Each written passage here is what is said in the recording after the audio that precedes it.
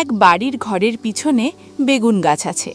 সেই বেগুন গাছের পাতা ঠোঁট দিয়ে সেলাই করে টুনটুনি পাখিটি তার বাসা বেঁধেছে।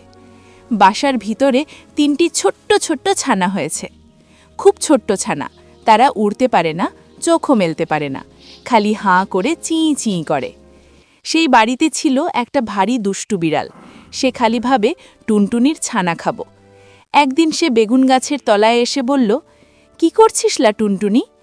টুনটুনি তার মাথা হেঁট করে বেগুন গাছের ডালে ঠেকিয়ে বলল, প্রণাম হই মহারানী। তাতে বিড়ালনি ভারী খুশি হয়ে চলে গেল।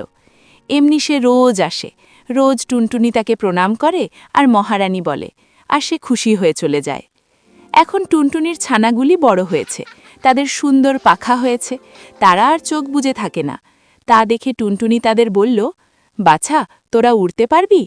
ছানারা বলল, হ্যাঁ মা, পারব।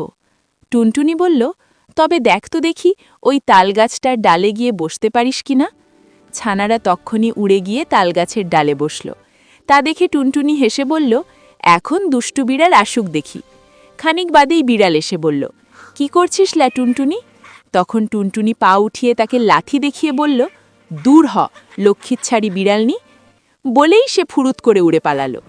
দুষ্টু বিড়াল দাঁত খিচিয়ে লাফিয়ে গাছে উঠে টুনটুনিকেও ধরতে পারল না, ছানাও খেতে পেল না, খালি বেগুন কাটার খোঁচা খেয়ে নাকাল হয়ে ঘরে ফিরল। তারপর ছোট্ট বন্ধুরা, ভিডিওটাতে একটি লাইক করে দাও আর ছোট্ট টুনটুনিটার জন্য চ্যানেলটি সাবস্ক্রাইব করে দাও।